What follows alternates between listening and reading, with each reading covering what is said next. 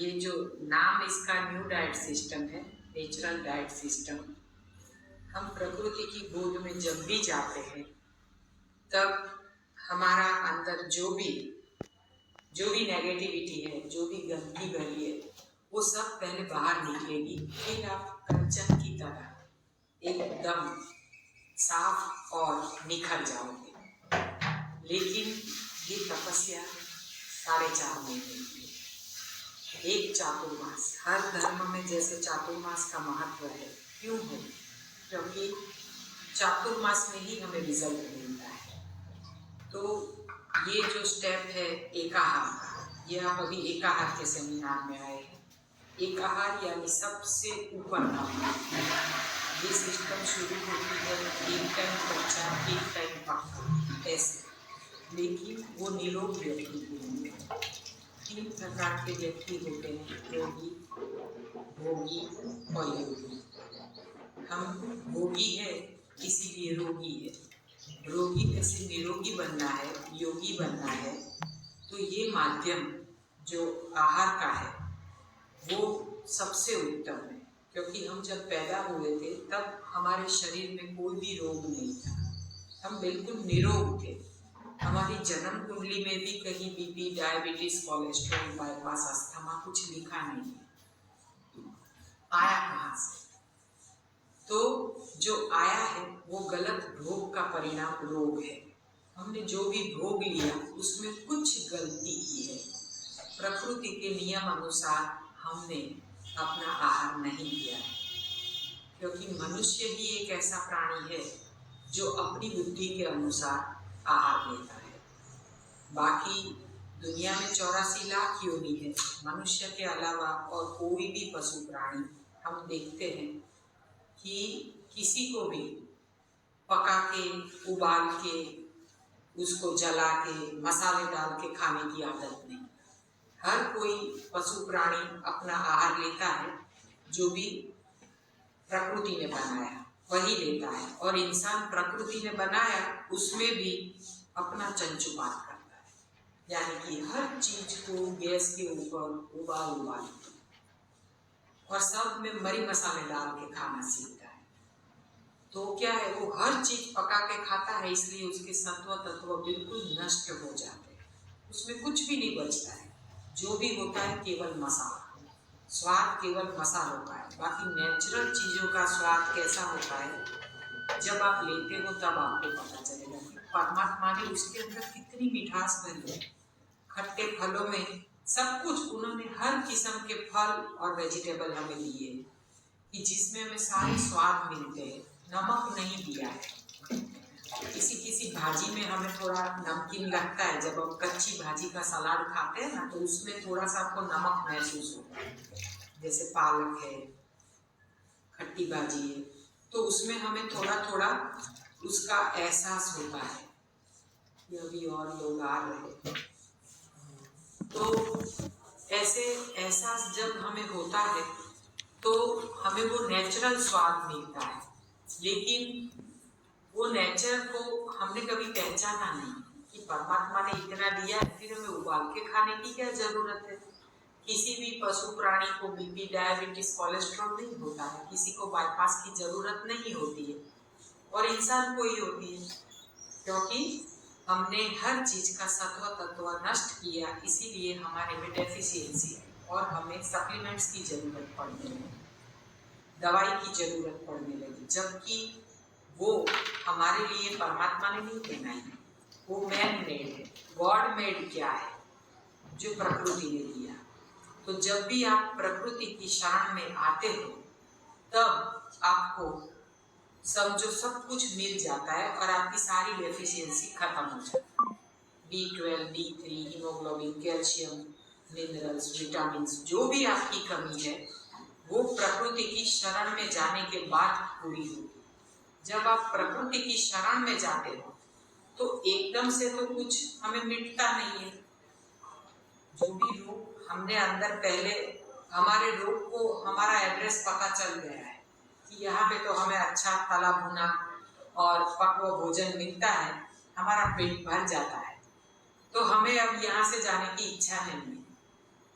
भले आप दवाई से अपने रोगों को दबाते हो, लेकिन रोग जाता नहीं है, क्योंकि दवाइयों में स्वास्थ्य नहीं है।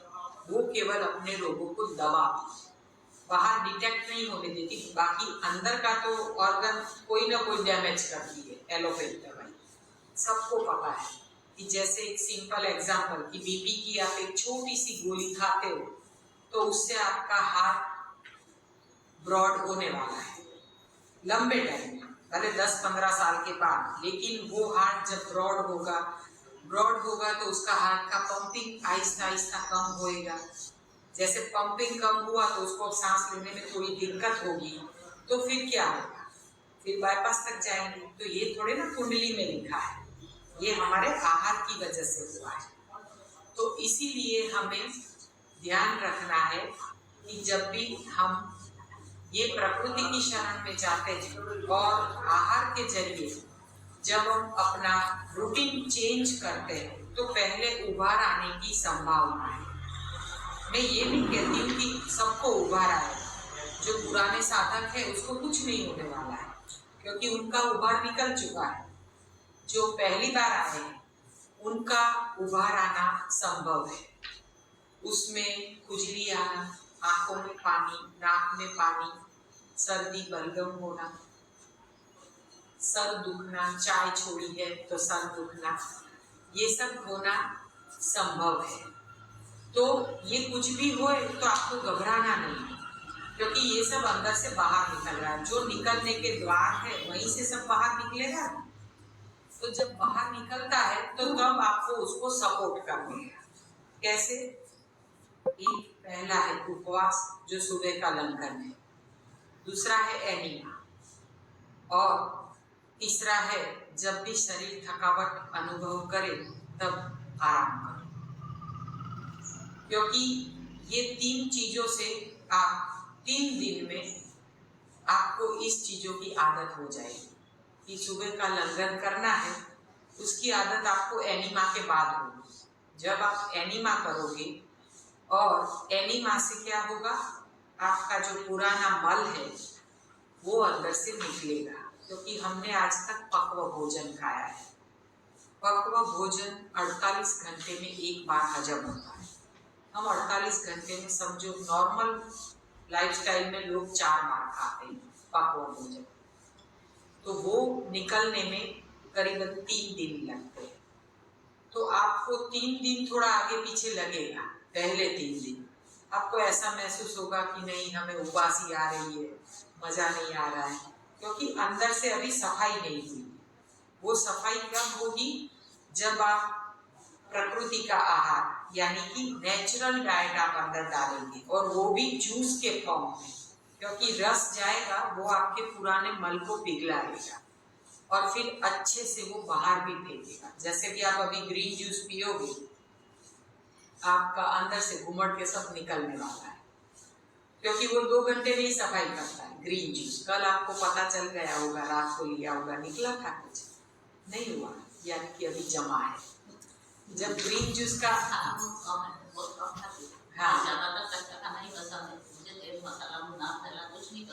हाँ, तो फिर क्या है कि जिनका साफ सुथरा है उनका जल्दी नहीं निकलता है, अच्छे से नहीं आपको महसूस होगा। या फिर आपका अंदर थोड़ा बहुत जमा है तो कोई बात नहीं, पहले नहीं तो दूसरे दिन, दूसरे नहीं तो तीसरे दिन निकलने तो वाला है सबका थोड़ा बहुत, क्योंकि पकवा थोड़ा सा भी खाया है तो वो अंदर से जब पूरा इंटेस्टाइन आपका साफ होगा तब आपको खुद को पता चल जाएगा, और आपके जो रिपोर्ट्स है वो भी अपने आप नॉर्मल होते जाए। 3 दिन, पहले 3 दिन ही बीपी डायबिटीज की आपको दवाई लेने की जरूरत पड़ती है। उसमें भी आपको तीसरे दिन आपका डोज कम ही होने वाला है। जो भी इंसुलिन लेते हो या टैबलेट लेते हो, चेक करके लेना। भले आप अंगूर खा रहे हो लेकिन एक ही चीज जा रही है, तो वो चीज आपके अंदर दवाई का काम करने वाली है। जब एकाहार का महत्व क्या है, इसको डायरेक्ट ये मास्टर डिग्री क्यों कहते हैं? क्योंकि नॉर्मल तरीके में कोई लोग 40 के बाद एक ही टाइम भोजन करते हैं। जो लोग शास्त्र में, परमात्मा में बहुत बिलीव करते हैं, वो पहले भोजन का त्याग कर देते हैं, यानी कि एक ही बार पक्व भोजन खाते हैं लेकिन एक ही बार खाते हैं। और एक बार वो अपक्व यानी कि जूस फ्रूट सैलेड पे रहते हैं। उसके बाद दोनों टाइम कच्चा यानी कि दोनों टाइम रॉ डाइट। फिर आता है फलाहार। तो रॉ डाइट यानी कि कच्चा, उसमें फल भी आते हैं, वेजिटेबल्स भी आते हैं। फिर आता है जैसे फलाहार, तो फ्रूट खाया और जूस पिया। फिर आता है रसाहार यानी अलग अलग विविध जूस लिए। जैसे सुबह आपको जब भी इच्छा हुई तो आपने नींबू पानी लिया, या फिर ग्रीन जूस से शुरुआत की, या अंगूर के जूस से शुरुआत की, या नारियल पानी से शुरुआत की, लेकिन केवल लिक्विड फॉर्म पे चलना। उसके बाद आता है एक ही आहार। वो सबसे कठिन तपस्या है, क्योंकि इसमें अच्छों का मन टिक जाता है। लेकिन इसी में आपको मन बना के रखना है, क्योंकि एक ही आहार, घोड़ा एक ही चीज खाता है और उसको सब मिल जाता है। उसको कभी कोई चीज की डेफिशिएंसी होती ही नहीं है, क्योंकि उसका आहार परमात्मा ने जो निर्मित किया वो एक ही चीज खाता है और उसको सब कुछ मिल जाता है। तो जब हम बीमार हैं, हमें ज्यादा तकलीफ है, तब हमें एक ही चीज पे चलना है। वो बहुत फास्ट इफेक्ट करती है, इतना फास्ट जो आप इतना जो 4 महीने में इतना लंबा खींचते हैं, वो 4 महीने नहीं, ये 2 महीने में आपका रिजल्ट आ जाता है। चाहे कब्ज हो या कब्ज से लेके कैंसर तक बीच वाले सारे रोग आ गए। कब्ज सभी रोगों की जड़ है और कैंसर सबसे महान रोग मानते हैं, लेकिन कैंसर भी चला जाता है एक आहार से, और वो भी अगर ऑर्गेनिक चीज पे हो तो। बाकी तो ये अंगूर है, वो ऐसी चीज है, वो फलों की रानी। मैंगो है, वो फलों का राजा है, लेकिन पावर रानी में होता है। और माँ बनने का अधिकार परमात्मा ने केवल रानी को दिया है।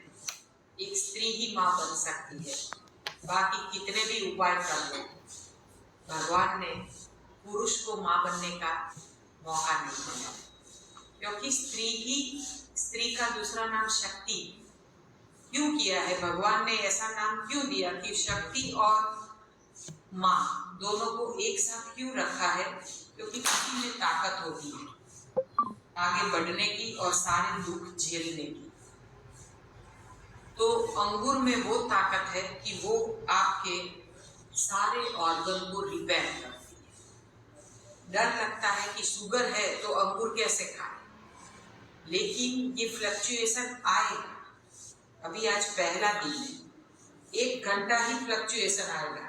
2 घंटे के बाद आप चेक करोगे ना, तो आपका शुगर पहले से थोड़ा कम आएगा, अगर आपका एनीमा सुबह में हुआ है तो।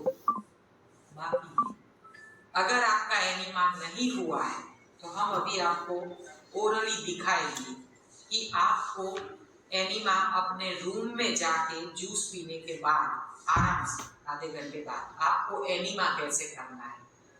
क्योंकि सेमिनार की शुरुआत एनीमा से ही होती है। आज से एनीमा, कल से कच्चा।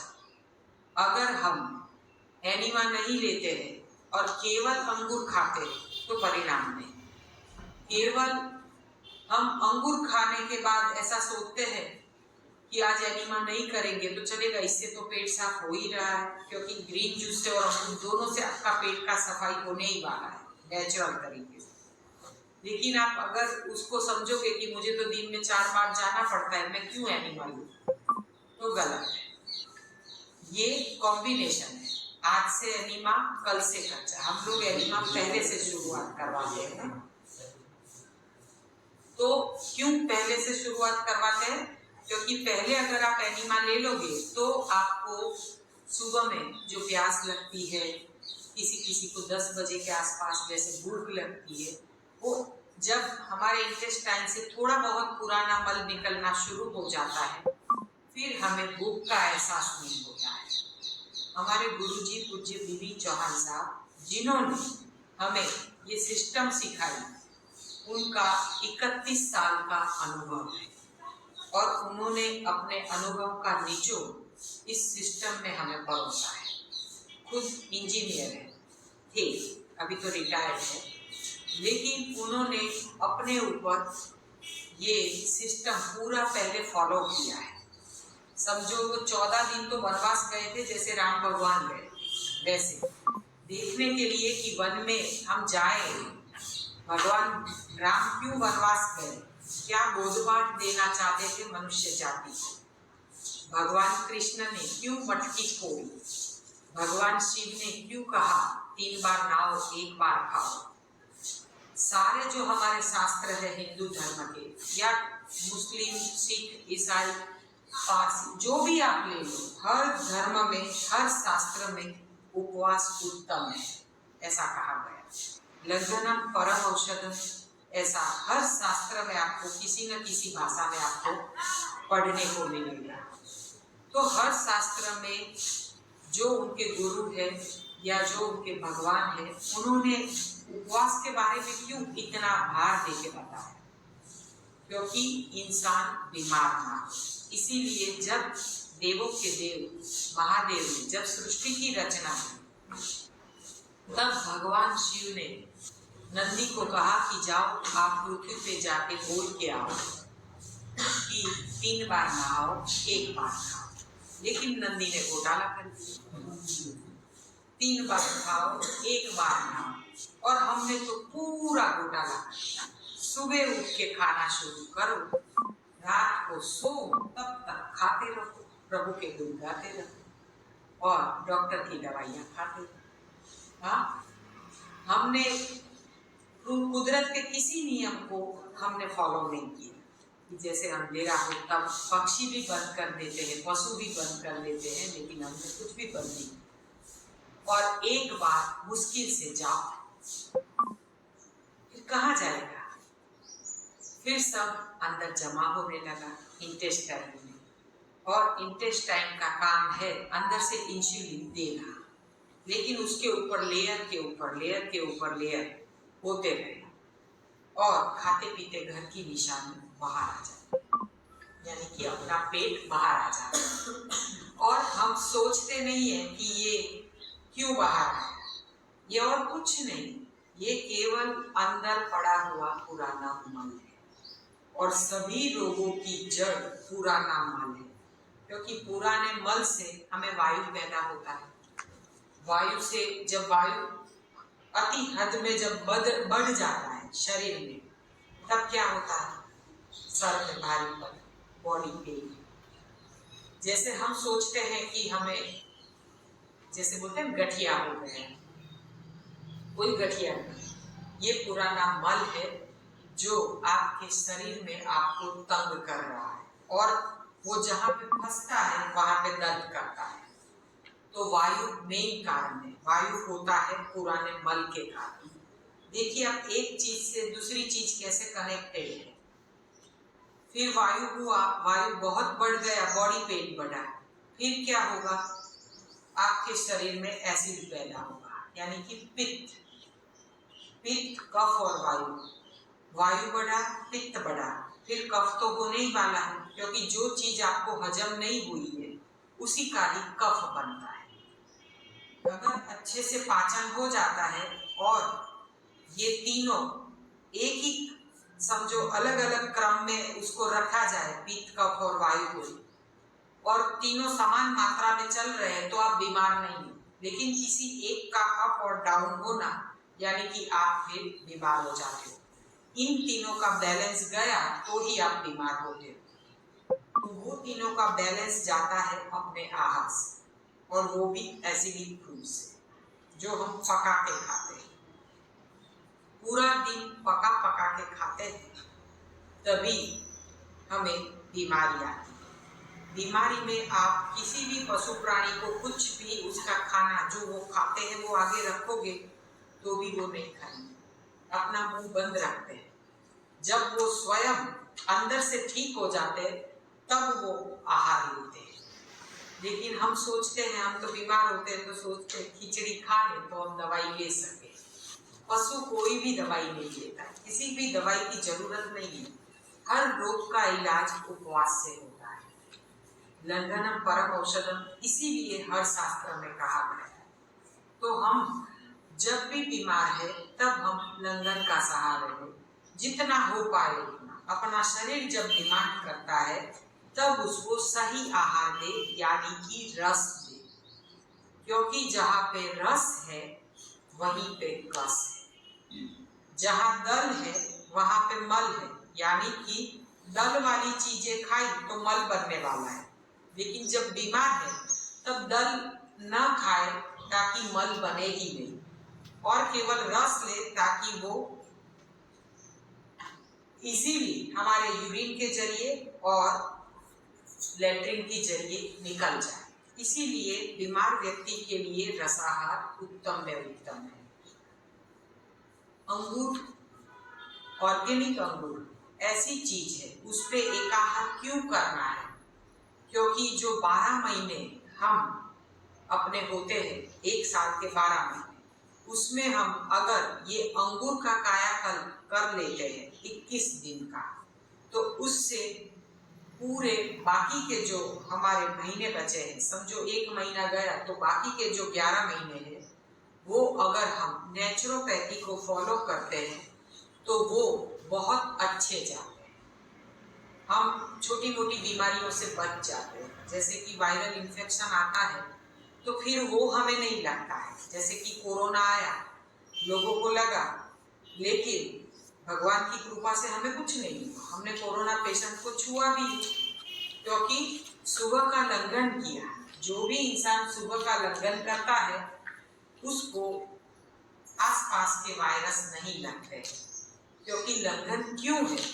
लंघन से हमारे बॉडी में ऑटोफेगी सिस्टम एक्टिव, स्वयं पोषण की प्रक्रिया एक्टिव होती है। जब हम यहाँ से कुछ भी नहीं डालते हैं तो अंदर से ऑटोफेगी एक्टिव होती है और उसमें हमारे अच्छे वाले बैक्टीरिया एक्टिव होके रोगिष्ट बैक्टीरिया को मार देते हैं और एनीमा के जरिए उसको बाहर देते हैं। तो इसीलिए ऑटोफेगी सिस्टम फिर बाद में हम डीपली समझेंगे। अभी हम केवल ओरली ऐसे ऊपर ऊपर से बता रहे हैं, क्योंकि आज हमें आपको एनीमा अच्छी तरीके से समझाना बहुत जरूरी है। क्योंकि जो भी नए हैं, अगर एनीमा प्रॉपर नहीं हुआ तो रिजल्ट आज नहीं, पूरी जीवन नहीं मिलेगी। एनीमा सक्सेस, उसका लाइफ सक्सेस। क्योंकि एनीमा ही एक ऐसी चीज है जो आपके लार्ज इंटेस्टाइन को साफ कर सकता है।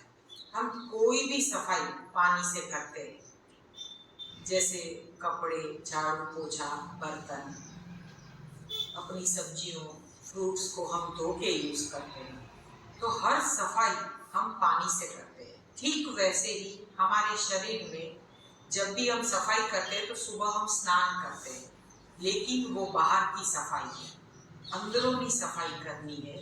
यानी कि अंदर हमें जो पानी से हमारा लार्ज इंटेस्टाइन जो साफ करना है, वो केवल और केवल पानी से साफ होता है, कोई भी दवाइयों से नहीं, किसी भी ऑयल डालने की शुरुआत में जरूर नहीं होती। तो फिर हाँ, अगर आपको वायु की ज्यादा तकलीफ है तो आप नीचे से थोड़ा सा ऑयल इंसर्ट कर सकते हैं। कि जिनको वायु की ज्यादा तकलीफ है तो वो इंजेक्शन के जरिए, यानी कि प्लास्टिक की नीडल से या किसी से भी आप अपने एनीमा में भी ऑयल डाल के आप ले सकते हैं। लेकिन शुरुआत में अगर आपको वायु की इतनी दिक्कत नहीं है तो आप सादे पानी का एनीमा लें, जो अपने बाथरूम में टैप वाटर आता है वही। अगर ठंड है तो आप गुनगुना पानी ले सकते हैं। बाकी जो अपने बाथरूम में पानी आता है वही आपको लेना है, क्योंकि नॉर्मल वाटर वो आपके इंटेस्टाइन को लूज नहीं करता है। और हमेशा वार्म वाटर लेना, यानी कि गर्मी के मौसम में भी वार्म वाटर लेना, वो अपने इंटेस्टाइन को लूज कर सकता है। लेकिन सादे पानी का एनीमा टॉनिक एनीमा है, वो अपने आंतों को मजबूत करता है, ना कि ढीला करता है। लोग ऐसा समझते हैं कि रोज रोज एनीमा करेंगे तो क्या हमारे इंटेस्टाइन वीक नहीं हो जाएंगे और हम ज़्यादा बीमार नहीं हो जाएंगे? लेकिन ऐसा कुछ नहीं है। जब मैंने आज से 15 साल पहले जब ये सिस्टम शुरू किया था, मैंने लगातार 1 साल तक एनीमा लिया था, क्योंकि मुझे ज़्यादा तकलीफ थी। इसलिए बाकी एनीमा जो लेना है वो समझो शुरुआत के दिनों में 15 दिन 2 टाइम नहीं। अभी आप सेमिनार में हो, यहाँ पे आपको और कोई काम नहीं, डालना कम और निकालना ज्यादा, एक ही काम करना है। तो ये 10 दिन में आप दिन में 3 बार भी एनिमा कर सकते हैं आवश्यकता के अनुसार। अगर आपको लगता है कि आपका वेट कम है तो आप 2 बार एनिमा कीजिए, आपका वेट ज्यादा है तो आप 3 बार एनिमा कीजिए, सुबह, दोपहर और शाम को। 10 दिन एक ही काम करना है। फिर घर पे जाके समझो आप 10-15 दिन 2 टाइम एनिमा करो। अगर इधर 3 टाइम कर रहे हो तो 2 टाइम करो, 2 टाइम कर रहे हो तो 15 दिन आपके पूरे हो जाए, फिर 15 दिन 1 टाइम एनिमा। पहले 2 टाइम एनिमा, फिर 1 टाइम एनिमा। जिनका वेट ज्यादा है वो 3 टाइम एनिमा करेंगे, पहले 10-15 दिन, फिर 2 टाइम, फिर 1 टाइम। ऐसे 15-15 दिन का हमें शेड्यूल बनाना था। फिर 1 टाइम एनिमा, फिर 15 दिन या 10 दिन या 1 हफ्ता ऑल्टरनेट डे। फिर दूसरे हफ्ते में या 10 दिन के बाद 2 दिन में 1 बार एनिमा, फिर 10 दिन या 15 दिन के बाद हफ्ते में 2 बार एनिमा, यानी 3 दिन के बाद 1 बार एनिमा। 3 दिन में 1 बार एनिमा जारी रखिए थोड़े टाइम, फिर हफ्ते में 1 टाइम या हफ्ते में 2 टाइम, आपको जैसा ठीक लगे वो लाइफ टाइम। हफ्ते में 1 बार लाइफ टाइम।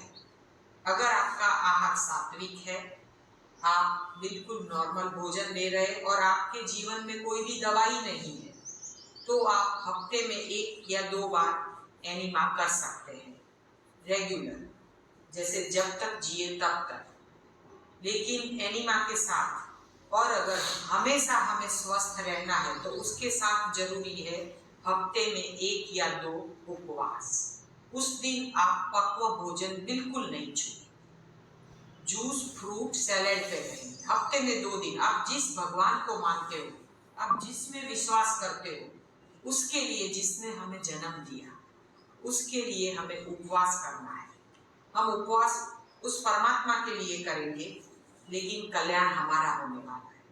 क्योंकि हफ्ते में जब हम 1 या 2 उपवास करते हैं तब हमारी ऑटोफेगी एकदम से एक्टिव होके हमारे रोगिष्ट बैक्टीरिया को बहुत जल्दी बाहर फेंकने का काम करती है। उपवास का महत्व हर धर्म में इसीलिए है।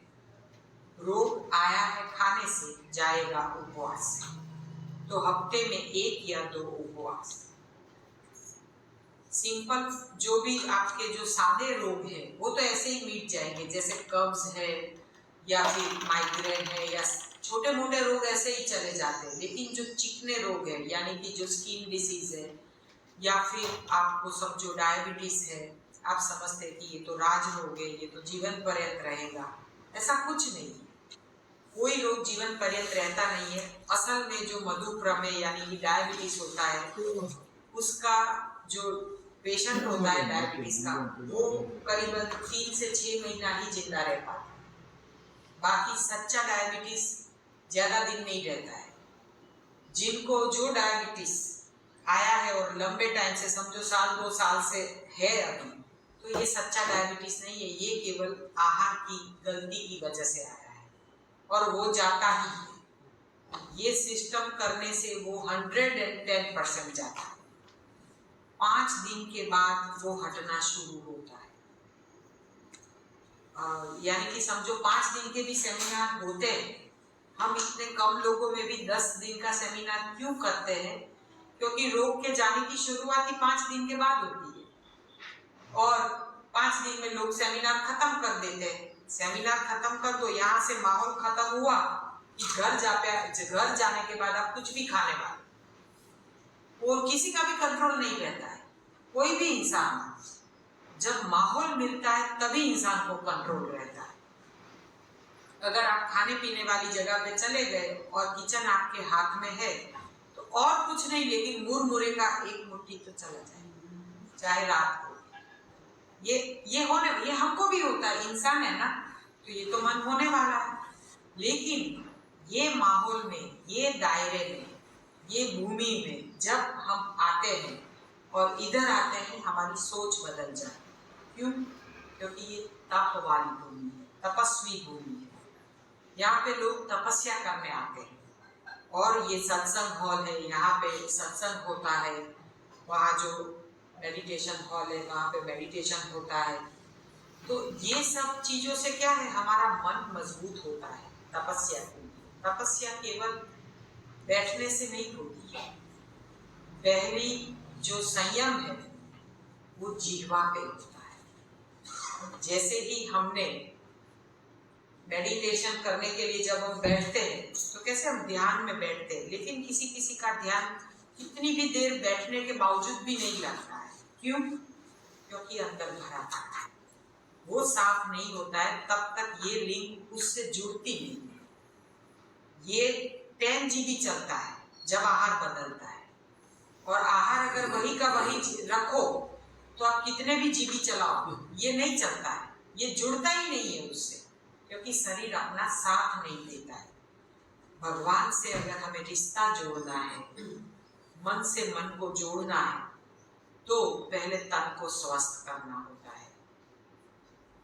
तन को स्वस्थ करने के लिए मन की मजबूती जरूरी है। तन की तंदुरुस्ती, मन का स्वास्थ्य और आत्मा का आनंद जिसको भी पाना है, तो इसका पहला स्टेप ये है। ये त्रिसूत्री साधना हम समझते हैं कि न्यू डाइट सिस्टम रोग हटाने के लिए है, लेकिन ये रोग हटाने का माध्यम ही नहीं है। ये सच में प्रभु प्राप्ति का पहला मार्ग है और प्रभु के नजदीक जाने का ये समझो पहला रास्ता है।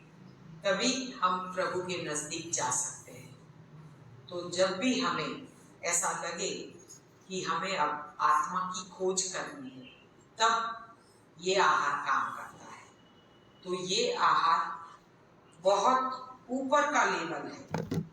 हम देखते हैं कि बड़े बड़े तपस्वी, बड़े बड़े मुनि, जो हमारे ऋषि मुनि थे, वो वन में जाके तप करते थे। भगवान बुद्ध और महावीर को भी घर छोड़ना पड़ा था तपस्या के लिए।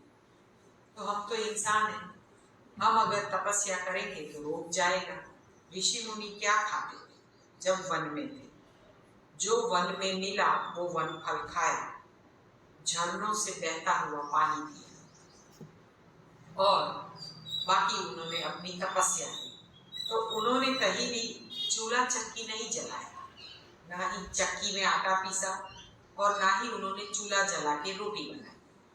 तभी उनको भगवान प्राप्त हुए। तो हमें भी जब भगवान की प्राप्ति करनी है, आत्मा की खोज करनी है, तब ये पहला रास्ता है। और एक ही आहार पे चलना, ये तो समझो सबसे ऊपर का मार्ग है। तो जब आप इसमें पहली बार आए हैं, अगर आपको थोड़ी बहुत कष्टी पड़े तो आप हमसे पूछ लेना, लेकिन घबरा मत जाना। इसमें आप रह पाओगे। भले आप ऐसे सोचते हो कि हम तो हर रोज दोनों टाइम भोजन करते थे, एक भी टाइम नहीं खाएंगे तो कैसे चलेगा? लेकिन चलेगा, क्योंकि अंगूर में कैलोरी ज्यादा होती है, और वो आप लेते हो ना, आप 2 गिलास भी जूस पियोगे ना, देखना आपका पेट भर जाएगा। पहले लोग ऐसा समझते हैं कि हर जूस छान के पीते हैं, लेकिन अंगूर का जूस छान के नहीं पीते, क्योंकि उसके छिलकों में ही B12 होता है। इसीलिए उसको क्रश करके उसको उसके साथ ही पीना रहता है। तो जब भी आप अंगूर का जूस पीते हो तो उसको छान के पीने की इच्छा मत करना। भले आहिस्ता आहिस्ता जूस को भी चबा चबा के उतारना, उसके छिलके अंदर जाएंगे, देखना आपका B12 अपने आप ऊपर आ जाएगा। हम छोटी छोटी बातों को नहीं जानते हैं, जबकि हम ऐसे लेक्चर्स अटेंड करते हैं तभी पता चलता है। अलग अलग डॉक्टर्स आएंगे, अलग अलग वक्ता जो आपके यहाँ पे आएंगे, वो अलग अलग अपनी भाषा में आपको समझाएंगे। सबका रिजल्ट एक ही आने वाला है, शरीर को निरोग करना। शरीर को निरोग करने के लिए ये जो पहला माध्यम है, हमने एनीमा का कहा। ये हमने कहा कि लाइफ टाइम लेना है, ये हफ्ते में 1 बार या 2 बार, लेकिन उसको लेना कैसे है तो वो हम आपको बता दें। क्षेत्रन जी वो कबाट में शायद क्षेत्रन जी हो, क्योंकि हमें आपको दिखाना पड़ेगा कि एनिमा कैसे लेना है आपको अपने बाथरूम में। अगर नीचे वाले बाथरूम में है तो अटैच है, ऊपर वाले रूम में है अगर आप, तो आप बाथरूम में अकेले रूम बंद करके बाथरूम में शावर के ऊपर एनिमा पॉट टांग देने का। और जिनको नहीं टांगना है उनके लिए इस बार मैं चिपकाने वाला भी 10 रुपये का लाई हूँ, उसको स्टिकर उसको निकाल के ऐसे चिपका दो, फिर उसके ऊपर एनिमा टांग सकते हैं। मैं खाली 2-3 पीस चेक करने के लिए लाई हूँ, अगर जरूरत पड़ी तो हम और मंगवा लेंगे।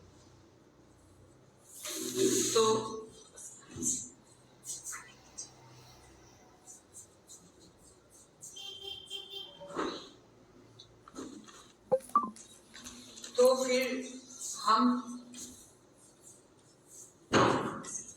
ये व्हाइट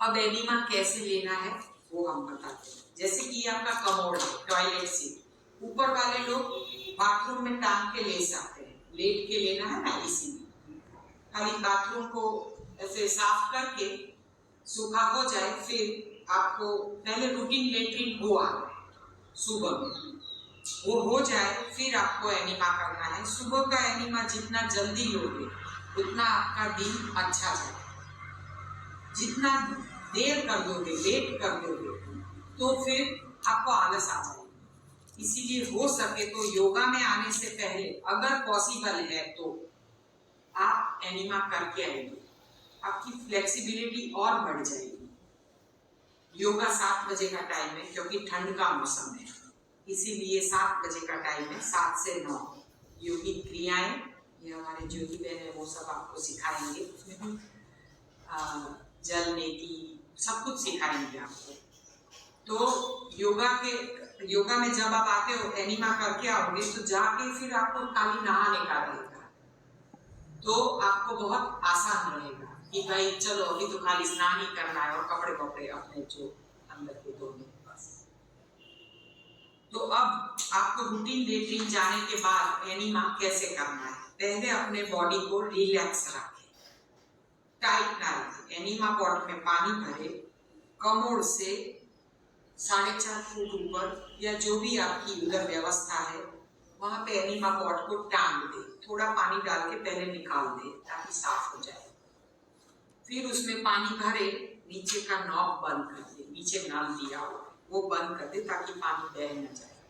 पूरा पॉट भर दे और फिर 1-2 चम्मच पानी नल चालू करके निकाल दे और पाइप नल को बंद कर दे। अब बॉडी को रिलैक्स किया, अपने मल द्वार को जेट स्प्रे या शावर से साफ कर दो। भले आपने लेटरिन जाके साफ किया है लेकिन एनिमा लेने से पहले अपना मल द्वार अवश्य साफ करें उंगली से।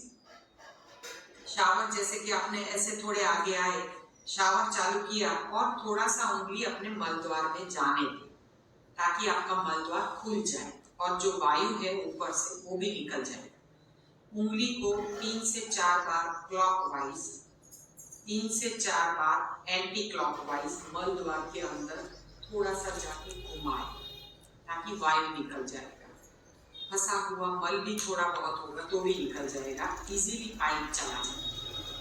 यूरिन कैथेटर नीचे दिया हुआ है, वो बिल्कुल पतला है, तो आप 2 हिप्स में से एक हिप को ऐसे पीछे से खींच के आगे से या पीछे से अपना एनिमा का पाइप ऐसे जाने दें। ऐसे आपने जाने दिया, 4 से 5 इंच अंदर जाने पाइप, बिल्कुल पतला है, आपके मल द्वार में इजीली चला जाएगा। ना जाए तो आपका जो बालों में लगाने का तेल आप अपने साथ लाए हो, नारियल तेल वगैरह थोड़ा सा लेके लगा सकते हैं। तो ऐसे आप लगा के फिर पाइप को इंसर्ट करें या जरूरत भी नहीं है, कुछ भी लगा नहीं, ऐसे ही चला जाएगा। पाइप चला जाए, अंदर जाए 4-5 इंच, फिर नल आपके नजदीक आ जाएगा, नल को खोल दो तो पानी जाएगा। पहला एनीमा।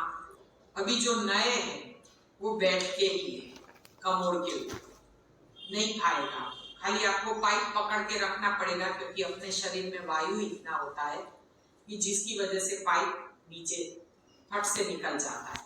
तो पाइप को खाली पकड़ के रखें, पानी जितना जाए उतना जाने दे और निकल जाए, पाइप एकदम प्रेशर आए और निकल जाए तो घबराने नहीं, निकाल दो और नॉब को बंद कर दो, मोशन को पास हो जाने दो। फिर आप अपना मल द्वार एक बार साबुन से साफ कर लो। पॉट में एक टम्बलर से पानी डाल के वापस उठ के पानी बाल्टी में भर के रख लेना और ऊपर से हमेशा पॉट भर के ही दोबारा ट्राई कर लेना। फिर से वही पोजीशन आपने ले ली। अब आपको ट्राई करना है लेट के लेने का। कमोड़ की सीट इससे नीची होगी, ये नीची है, सेम डेप, हाँ सेम डेप। ये आपको, ये तो जो एनिमा किया उसको रेक्टल इरिगेशन कहते हैं, RI। वो आप शाम को करना है। शाम को आप बैठे बैठे करोगे ना तो चलेगा। सुबह में हमें स्नान करना होता है, ठंड है तो एक ही बार नहाएंगे, तो आप शाम में ऐसे बैठे बैठे करोगे तो चलेगा। लेकिन दिन का यानी कि नहाने से पहले का एनिमा आपने डाला, चालू किया, अब आपको मुद्रा करनी है। अपने हाथों को कमोड़ से, जो कर सकता है पॉसिबल है, जिनको घुटनों की तकलीफ नहीं है, ऐसे हाथ को थमा दो।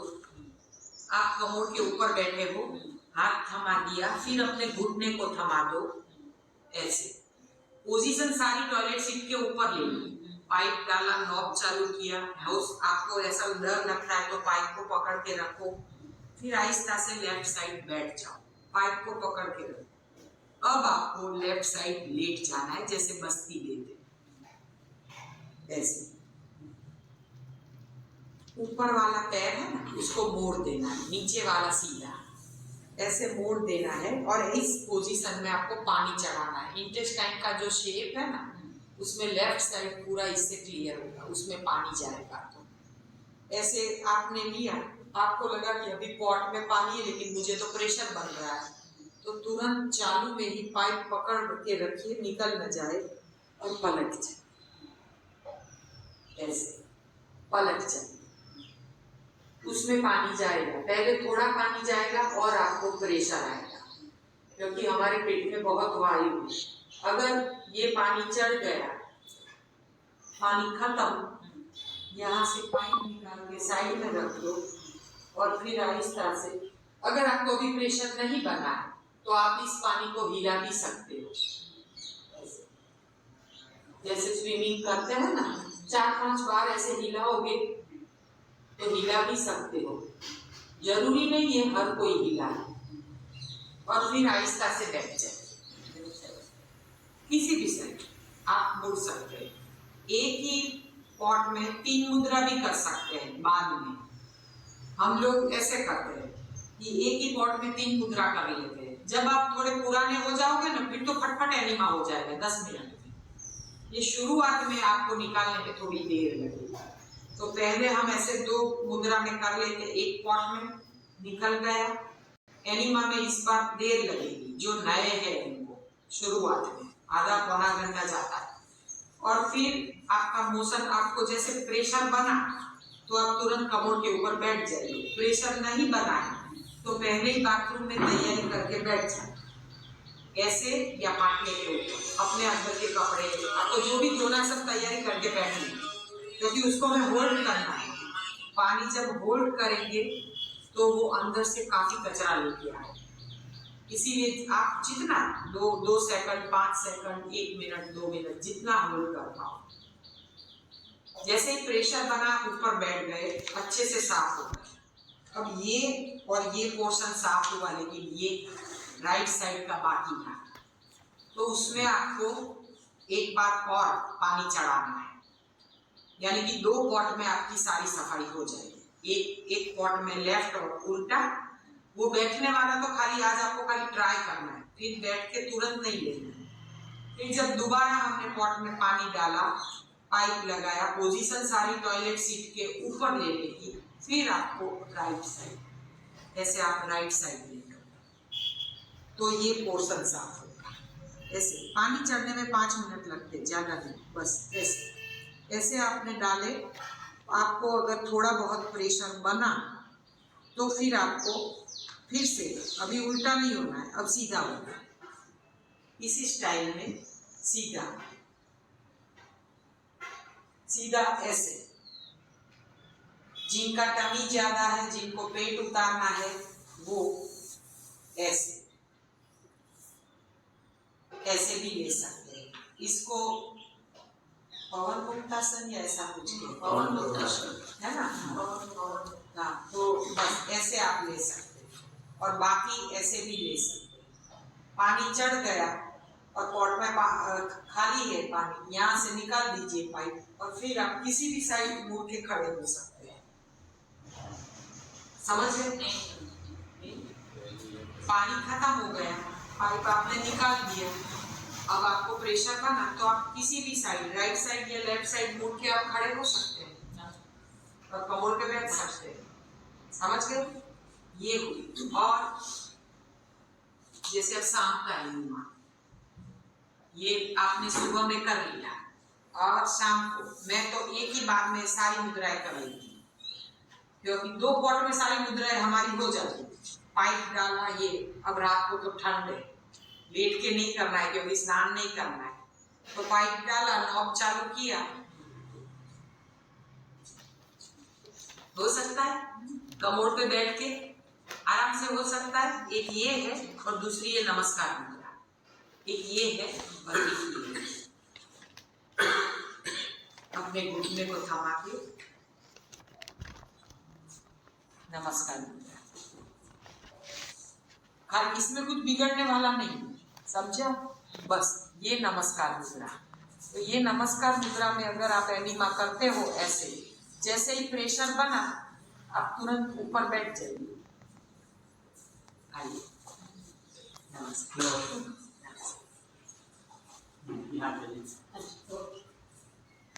तो ऐसे आप नमस्कार मुद्रा में कर सकते हैं। पहली बार नए बम्बई से आए फिर, तो फिर मुझे एनिमा दोबारा दिखाना पड़ेगा क्योंकि प्रॉपर नहीं होगा, है ना? हाँ।